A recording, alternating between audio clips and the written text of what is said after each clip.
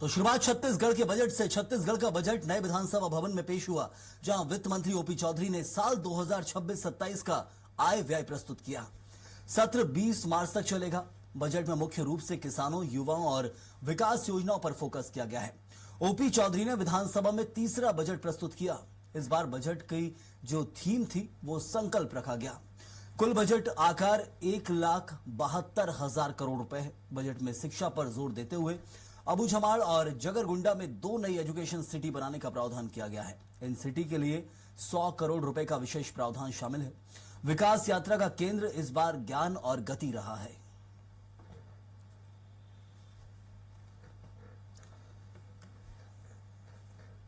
तो छत्तीसगढ़ में संकल्प का जो बजट पेश हुआ है, जिसमें सबसे महत्वपूर्ण है ज्ञान और गति के बाद पहला बजट ज्ञान का था, दूसरा गति का था, मुख्यमंत्री विष्णुदेव साय कार्यकाल का। और ये विष्णुदेव साय कार्यकाल का तीसरा आम बजट है, जिसे संकल्प नाम दिया गया है।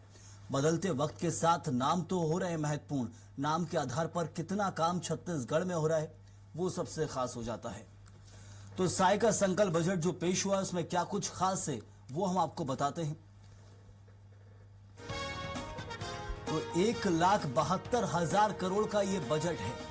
छत्तीसगढ़ के विकास के लिए महत्वपूर्ण कई योजना ऐसी चल रही हैं छत्तीसगढ़ के अंदर जो बहुत प्रभावी हैं आम लोगों के लिए, और उसमें राशि आवंटित की गई है। सबसे पहले संकल्प का क्या अर्थ है वो आप जानिए।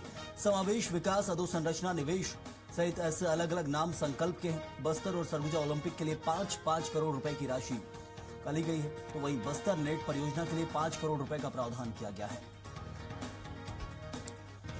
मोबाइल टावर के लिए 5 करोड़ का प्रावधान हुआ है। तो जो मोबाइल टावर्स लगाए जाने हैं बस्तर में, खास तौर पर क्योंकि नक्सल प्रभावित क्षेत्र था, वहां व्यवस्था नहीं पहुंच पाई। मुख्यमंत्री बस योजना के लिए 10 करोड़ रुपए।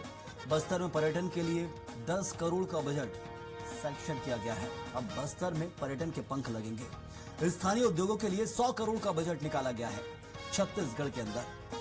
तो यहां बस्तर और सरगुजा में सड़कों का जाल बिछाया जाएगा, यानी कि उत्तर छत्तीसगढ़ और दक्षिणी छत्तीसगढ़ में बस्तर सरगुजा के लिए डॉक्टरों की भर्ती भी होगी।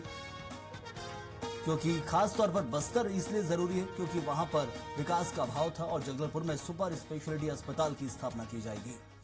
तो राइस मिल, पोल्ट्री फार्म में बड़ी संख्या में अब लोगों को रोजगार मिलेगा। विकास प्राधिकरण की राशि बढ़ाई गई है। छत्तीसगढ़ में जो विकास प्राधिकरण चल रहे हैं वो शहरों में महादेव घाट निर्माण के लिए 100 करोड़ की राशि मंजूर की गई है।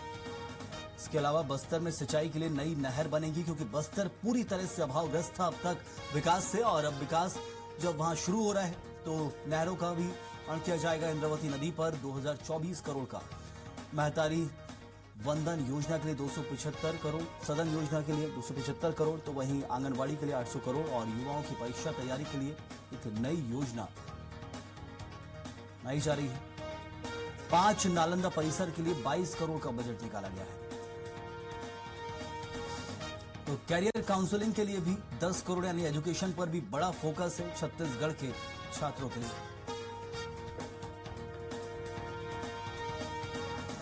और चलिए बजट को लेकर क्या कुछ छत्तीसगढ़ के नेता कह रहे हैं, चलिए आपको सुनाएंगे।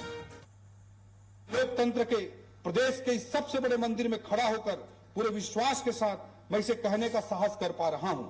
महोदय, एक समय था जब Bastar Surguja network, road network, telecom network, banking network सभी के लिए मोहताज हुआ करता था। लेकिन हमने 2 वर्षों में बस्तर के जगरगुंडा, पानीडोबीर, ओरछा, पामेड़, किस्टाराम तथा सरगुजा के डिंडो एवं आरा जैसे जगहों पर प्रयास कर बैंक ब्रांच खुलवाई। केंद्र सरकार ने डिजिटल भारत निधि योजना के तहत राज्य में नए 500 मोबाइल टावरों की स्वीकृति प्रदान की है, जिसका सबसे ज्यादा लाभ बस्तर और सरगुजा अंचल को मिलने वाला है। महोदय, बस्तर में विश्वसनीय इंटरनेट सेवा बनाए रखने के लिए बस्तर नेट परियोजना के तहत बजट में 5 करोड़ का अतिरिक्त प्रावधान भी। अध्यक्ष महोदय, हमने स्वास्थ्य सुविधाओं के स्तर में उन्नयन करने के लिए जगदलपुर में सुपर स्पेशलिटी हॉस्पिटल की शुरुआत की है, तब बस्तर एवं सरगुजा में स्वास्थ्य सुविधाओं का और विस्तार हो, इसके लिए तो छत्तीसगढ़ में महत्वपूर्ण आम बजट पेश हुआ है, लेकिन क्या कुछ इसको लेकर छत्तीसगढ़ की जनता सोच रही है। अब क्या बजट वाकई भविष्य के लिए प्रभावी है, आइए जानेंगे। हमारे साथ हमारे सहयोगी राहुल अग्निहोत्री जुड़े हुए हैं। राहुल, छत्तीसगढ़ का आम बजट इंतजार कई दिनों से किया जा रहा था। बजट आ चुका है। कितना प्रभावी छत्तीसगढ़ के लिहाज से माने, क्योंकि नाम बड़े बड़े दिए जाते हैं, ज्ञान, गति और अब संकल्प। क्या वाकई इस संकल्प के साथ लिया गया है जो पूर्ण कर लिया जाएगा?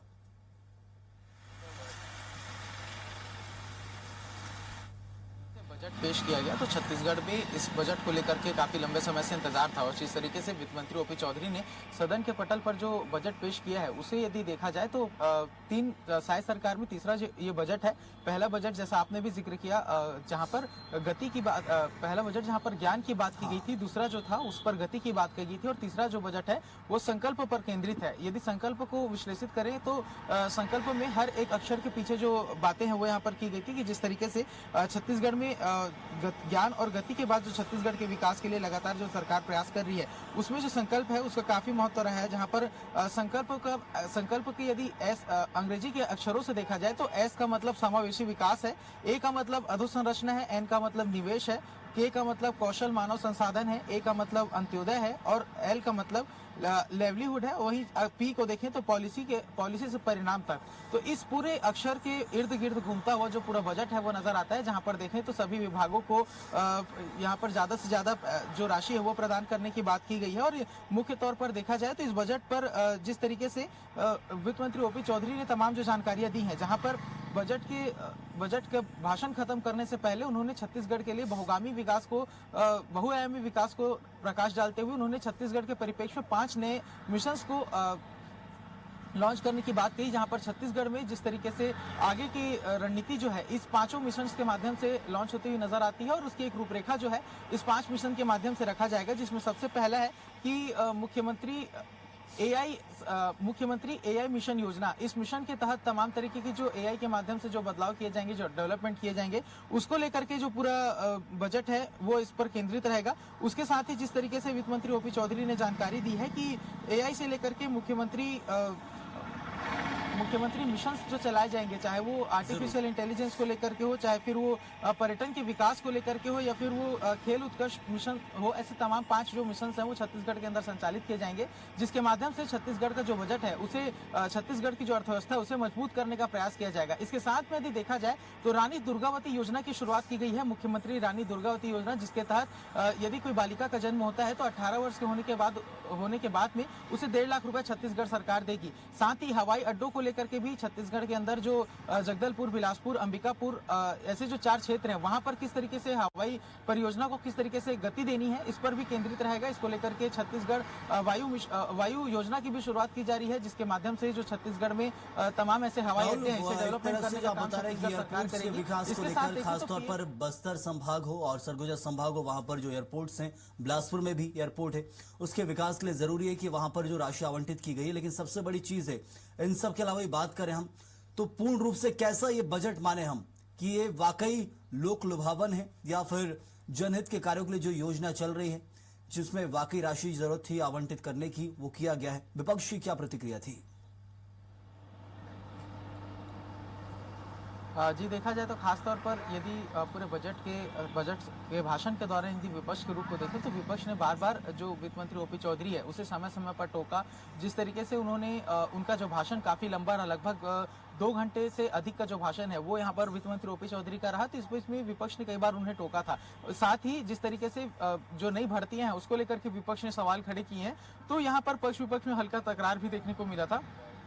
लेकिन यदि बजट के प्रत्येक बिंदुओं पर बात करें तो बजट जो है वो मुख्य तौर पर छत्तीसगढ़ के साथ साथ जो बस्तर और सरगुजा संभाग है उन दोनों संभागों के विकास को भी केंद्रित रहा है, क्योंकि 31 मार्च के बाद जब नक्सलवाद खत्म हो जाएगा तो सरकार के सामने एक बड़ी चुनौती रहेगी कि बस्तर में किस तरीके से विकास किया जाए, सरगुजा जैसे पिछड़े अंचल में किस तरीके से विकास किया जाए। मुख्यमंत्री भी उसी योजना से माफ कीजिएगा उसी संभाग से निकल करके आते हैं, तो उसके विकास के लिए भी किस तरीके से काम किया जाएगा, इस पर मुख्य तौर पर जो पूरा बजट है वो केंद्रित था। इसके साथ में देखें तो ऐसे दुर्गामी क्षेत्र जहां पर कभी भी जो सुविधाएं हैं वो सरकार की ओर से नहीं पहुंचा पाई हैं, तो वहां के लिए विशेष तरीके की योजनाएं चलाई जा रही हैं, जहां पर जैसे 36 सड़कों को इससे जोड़ा गया है छत्तीसगढ़ के, ताकि जो मुख्यमंत्री ग्राम सड़क ग्राम सड़क योजना है उसके माध्यम से जो पूरा काम है वो हो सके, उसके सहित देखा जाए तो दूरगामी जो योजना मुख्यमंत्री के द्वारा जारी की गई थी, बिल्कुल उन राहुल, सभी तो ऐसे में योजनाओं पर भी प्रावधान राशि और अंतरित करने आवंटन का तो काम किया है। गया है। बजट में अब कितना धरातल पर उतरता है उसके ऊपर जरूर नजर बनाए रखनी होगी, क्योंकि ये एक दिन का काम नहीं है। साल 2 साल तक लगातार इस बजट की जो राशि है वो जमीनी स्तर पर चलती दिखती है। बहुत धन्यवाद आपका इस जानकारी के लिए।